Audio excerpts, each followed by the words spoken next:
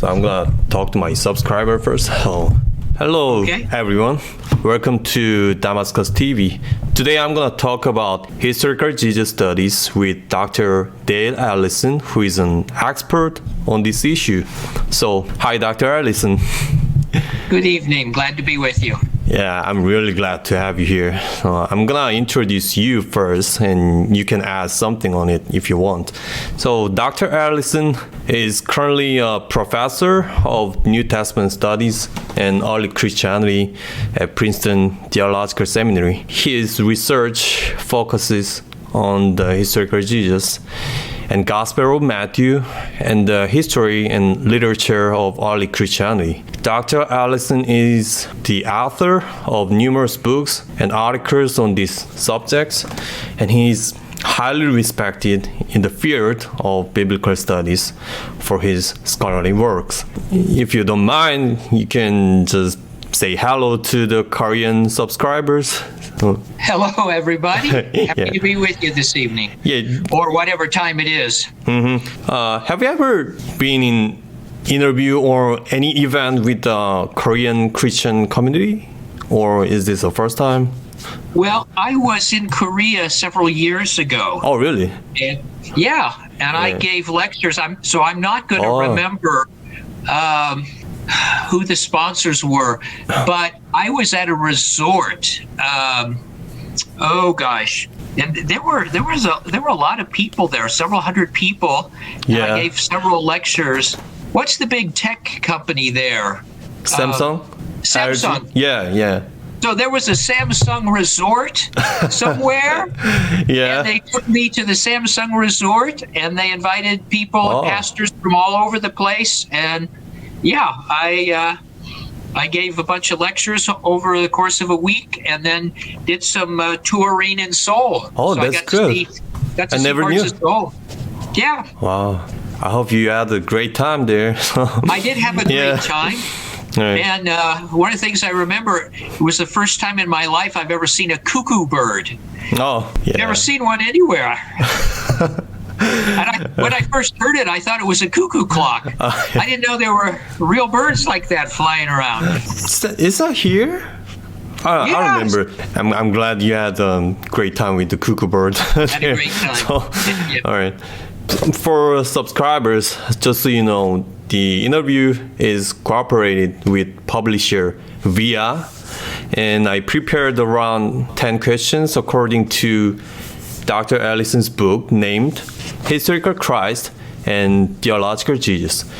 This book is recently published in Korea under the title 역사적 그리스도와 신학적 예수. If you guys enjoy this interview, please check it out in bookstores. So the first question is just popped up from my head. So sorry for asking an uninformed question, but what's the meaning of the title, The Historical Christ and Theological Jesus? I assume that it is kind of a wordplay, because many people believe we can pull out the pure historical Jesus from the theological Christ, which is made up by early Christians or early church or even by Paul. So is my assumption valid? Yes. So the point of view you just introduced, sometime expressed, is that there was the historical Jesus, and then there was the theological Christ, the Christ of the early communities. And I don't like that distinction. I think Jesus already himself has a Christology and very interesting theological thoughts. So that's why I switched the terms. So it's theological Christ, right? So historical Christ and theological Jesus. Switching the terms, trying to blur things.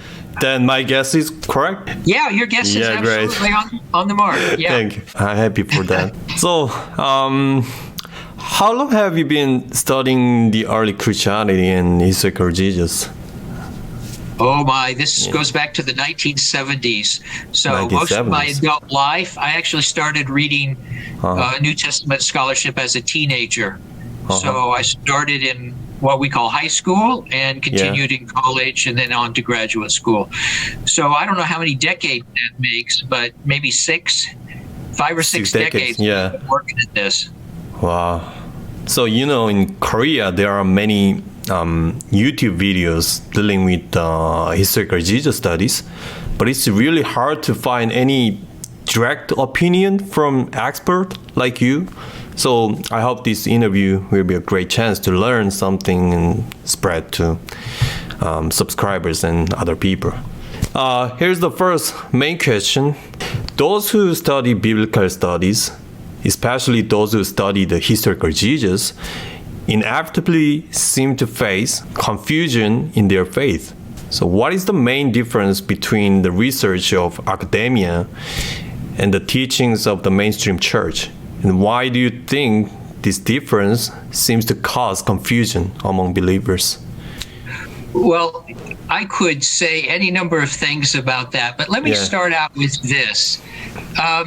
When you're in church or when you're doing theology, the Bible, including the Gospels, are sacred scriptures. That is, they are canonical literature. And you think about them and use them in a way you don't use other texts. But once you put on the hat of an historian and then approach the Gospels as an historian, then you end up treating the text just like you would any other text from the Greco-Roman world or the Jewish world and so on, and you ask historical questions. So that can be very disorienting when all of a sudden you see people looking at the Bible as though it were a piece of ancient literature rather than simply theology. Beyond that, if you actually get into the field a little bit, you actually start reading some of these books and you expect the historians to agree on everything, you're going to be disappointed. It can be very confusing because this is a field like any other where the experts disagree and you can have all sorts of differing opinions, and then that becomes really confusing. Which expert is the right expert? And especially if you have no training, you might just give up, just throw up your hands and say, how can I figure out which of these books is on target? But there's probably something deeper here too, and that is, I think that we're tempted as Christians to want our faith to be simple or easy, or want the Bible to be easy and straightforward. That's in part because life, everything else is a mess, everything else is confusing, everything else is difficult. And I think sometimes we want God or the Bible to be the one place where everything is clear and easy. My own view is that the Bible is part of the larger world and that Jesus is part of the larger world, and that everything is difficult and complex. And you immediately realize this with the Gospels once you start reading different historical opinions and so on. So if you want your faith to be sort of insulated, if you want it to be safe, if you want it to have all the answers and you don't want any questions because you want certainty, then you're not going to like this field at all, because this field will constantly raise questions for you and make you ask, well, what about this or what about that? And if that's not what you want from your faith, you're going to be doing something else than reading books by me, for example. Yeah, thank you for the answer. Yeah, I have been suffering from the same problem as a layman as I read more and more books, many scholars, and it's getting confusing. So, yeah, I resolved that problem a few years ago in my own way, but I think it would be great if I read it when I was in deep confusion. So it was really helpful. That's why I'm making this interview, because some of the Christians are having same problem. They're currently suffering from it. Just one more question was popped up from my head again. Okay. But have you ever been in the same situation when you started to study this kind of issue? Oh, yes, I was very much in this situation. So actually, what happened is that when I was probably 16 or 17 years old, I was in a church library, and I saw a book on the shelf, and the author's name on the spine was Schweitzer, and I knew the name Albert Schweitzer. I knew this was a famous. Yes, Yeah. I knew this was a famous person, Dr. Schweitzer. And so I pulled it off the shelf and I read it.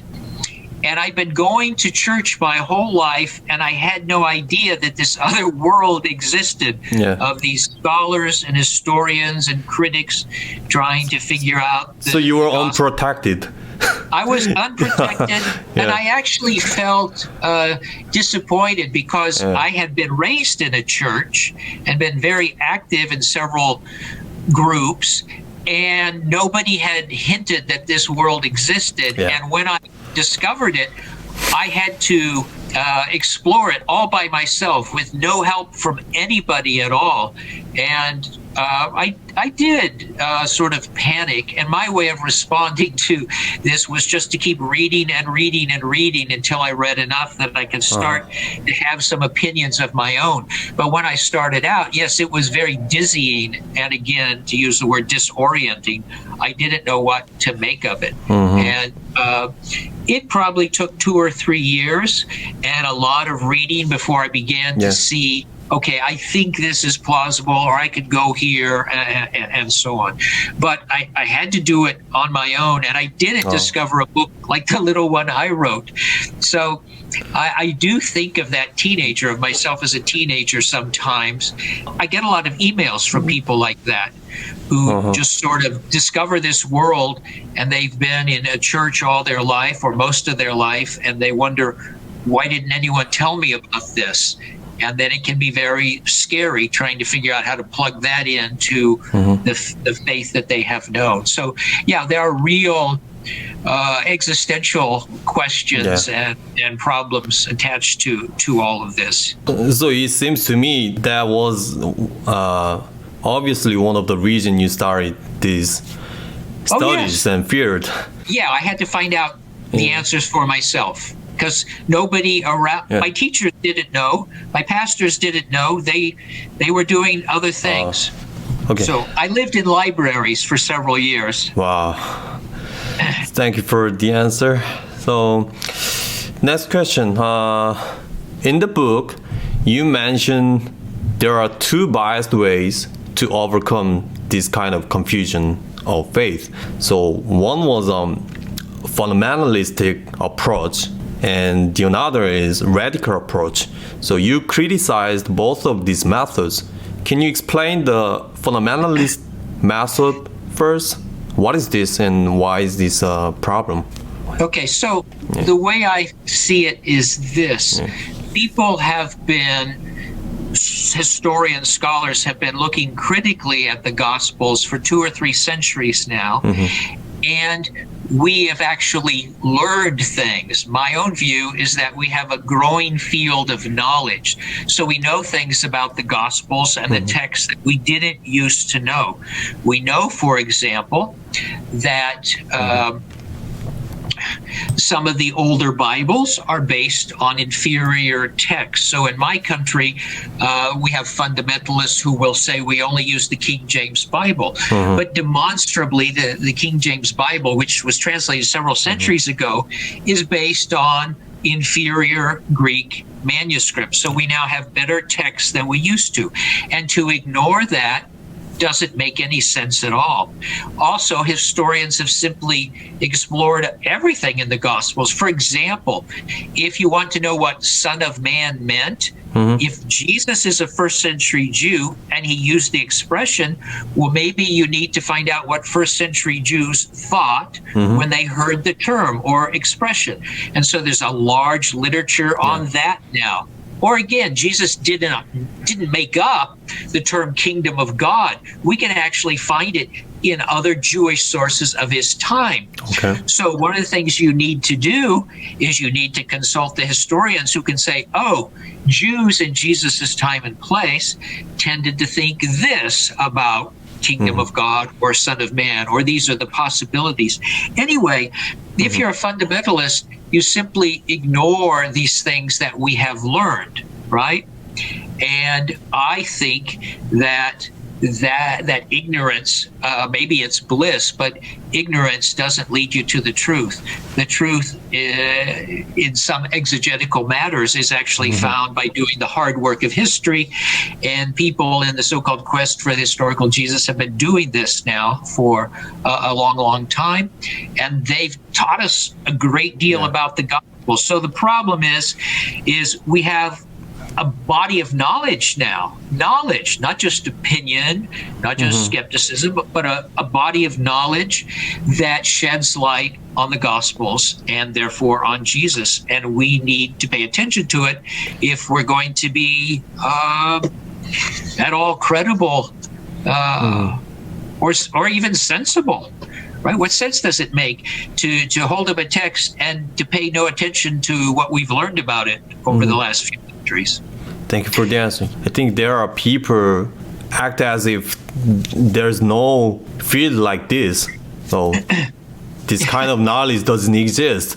That's a problem. That's what you're saying. So let's move on to the radical response, so-called the extremely skeptical view. So what is this and what are the problems with this approach? Okay, so I think I can divide this into two parts. So there are two ways of being skeptical. One is to be skeptical of the Gospels as containing memory or history. The other is to be skeptical about the importance of the question.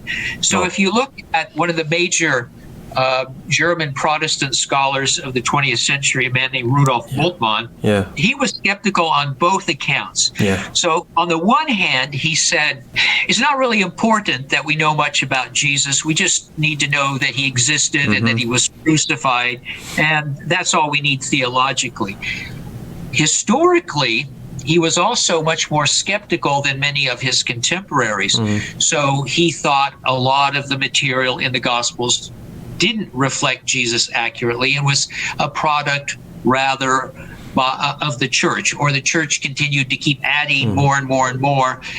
And so people looked at Bultmann's work and said, you know, you're very skeptical. And of course, the skeptical tradition continues.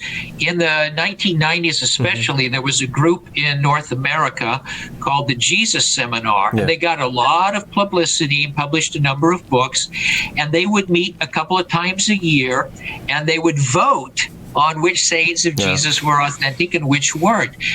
And in the eyes of many people, they were too skeptical and thought that most of the sayings didn't go back to Jesus, but were manufactured by the church. Now, my response is twofold. So first of all, just as an historian, I think that the Jesus Seminar was too skeptical, and I think Bultmann was too skeptical. So I think on historical grounds, we can know more about Jesus than the seminar thought or than Bultmann thought, okay? So I'm more, if you will, conservative on historical issues than that group and that person. As for Bultmann's theological skepticism, I have just a sort of commonsensical response. I think if Jesus is going to be a religious figure for Christians, if he's going to be important, then you need to know something about his character. You need to know the sorts of things he said, the sorts of things he did, what he stood for, what his mission was all about. I think you need to know as much as possible about this character. So theologically, I've never been happy with he just existed or he was crucified. And I would simply say most Christians aren't happy with that. Most Christians, if they're going to talk about Jesus, want to know as much as possible about that figure. That's just common sense. And again, here my theological inclination or common sense lines up with my historical conclusion that we can, in fact, know a great deal about Jesus. Yeah, thank you for the great point. As you mentioned, Bultmann, it seems to me some Christians forced other major Christians believe that this kind of issue about Jesus' characters or historicity of cross or resurrection is not important. So I agree with you. Most of the Christians think that's really important and that's the core of the faith. I'm glad you thinking same way. Yeah. This is just sort of common sense to me. So if I talk about anybody, the more I know about that person, the more truthful I'm going to be, or the more accurate I'm going to be, or the more faithful to whoever that person is. So it just seems odd to me that we wouldn't want to know about Jesus. And certainly if you look at Christian theology down through the centuries, it's full of statements about Jesus which presuppose that he was a certain sort of person, right? I'm happy to hear you agree also. Next question. In the first half of the book, you emphasized that not only laymen but even experts tend to research the historical Jesus in a way that allows them to find the Jesus they want. But it is actually difficult to find people who honestly recognize this. So I was glad to read this kind of idea in your book. Could you explain more detail on this? So I don't know if you or your audience is familiar with the term confirmation bias, but there's a lot of literature on this now in psychology. And basically what it comes down to is that we're always wanting to be right about what we already think. And so when we read books or talk to people, or read articles or news stories, we're looking to confirm what we already believe, to confirm our own biases. And this is the case with historians as well as everybody else. And if you will read, let's say, a book on the historical Jesus by an evangelical, the Jesus in that book is pretty evangelically friendly. Or again, you read a book by a Roman Catholic, the Jesus can be Roman Catholic friendly. My favorite example of this, I won't name the person, but he's a well-known scholar. He grew up as a fundamentalist, and then he rejected his fundamentalism and was embarrassed by it and wanted to refute it. And he became an historian of Jesus. And what he claimed after doing all of his scholarship was that Jesus didn't really have any exalted opinions about himself, and that Jesus didn't teach anything about his death or atonement, and that Jesus didn't really say anything about the last things or resurrection and judgment, and that Jesus actually doesn't quote the Bible very much. So all the material in the Gospels which seems to support those ideas, he argued that material comes from the church. Now, what's so interesting to me, the Jesus he comes up with is the opposite of American fundamentalism. So American fundamentalists will say, Jesus is coming again, Jesus is Lord, Jesus saves, and how do I know this? The Bible tells me so. So it's kind of like the four pillars of American fundamentalism, and this scholar hates fundamentalism, and he comes up with a Jesus who doesn't support fundamentalism in any way. So you got to be careful here. You always have to answer arguments. You can't just attack what people say on the basis of their biographies. Nonetheless, it is interesting from time to time to get a glimpse behind the scenes and to see that we often are trying to make Jesus in our own image. There's a very famous sentence from a book written about 120 years ago now by a scholar who's looking at 19th century German scholars on Jesus, and he says they looked down the well of history and they saw their own reflections at the bottom, right? And that's often what we're doing. Now, having said all that, we do put forth arguments, and these arguments are in the public square, and we can debate them. And I'm still an optimist at the end of the day. I think we make progress and that we can change our minds, and that we're not just bundles of prejudice and bias. So there's the possibility of learning and changing. But having said that, yes, we all have to be careful, because we're always really hoping, at least, to confirm what we want to be the case. Yeah, we are human beings. Historians are not gods. No. No, Yeah. they are not. But still have arguments and ability to build knowledge. That's what you're saying. Thank you for the answer. Okay.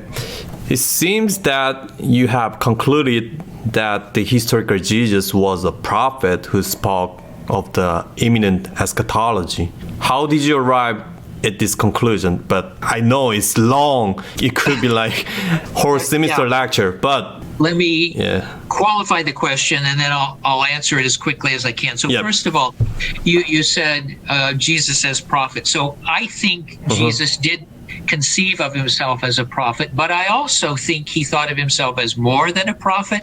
So there's that saying about John the Baptist, that he was a prophet and more than a prophet. Well, Jesus also thinks that about himself. He's more than a prophet. My own view is that he thought he was destined to be Israel's Messiah. And I also think that when he heard or read Daniel 7, the prophecy of the Son of Man coming on the clouds of heaven, he saw himself and his followers in that vision. So I don't want to leave the impression that I think Jesus thought he was just a prophet. I think he thought he was more than a prophet.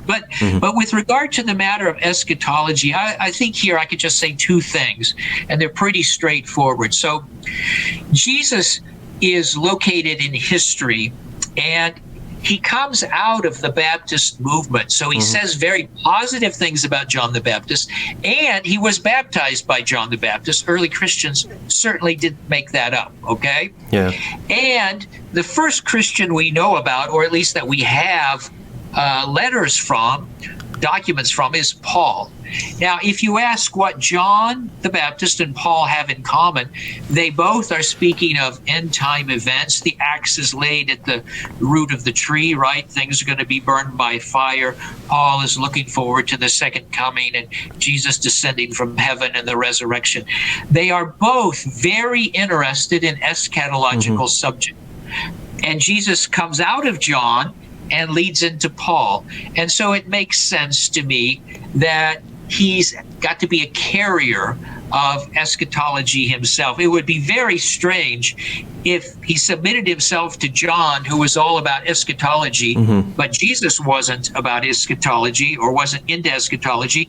And then as soon as he's gone, we get Paul, who again is into eschatology, but Jesus wasn't. That doesn't make sense to me. So putting Jesus within a context argues for this great interest in the latter days, the last things. But beyond that, I would simply say there's a lot of material in the Gospels on judgment, on resurrection, on the Son of Man coming on the clouds. There are things about Gehenna. There's just a lot of stuff there that is about the end of the age. And to my mind, if it's all misrepresentative, if it's all from people other than Jesus, then the Gospels are really, really bad sources for Jesus, and we probably can't say anything. We should just give up and pretend that we can do anything. But I'm not skeptical like that. I think these materials do reflect Jesus's own eschatological orientation. So those would be two reasons, and probably the two main reasons, actually, that I think this. Do you think your conclusion was influenced by your first historical Jesus teacher, Albert Schweitzer? Do you think so? Well, so that's so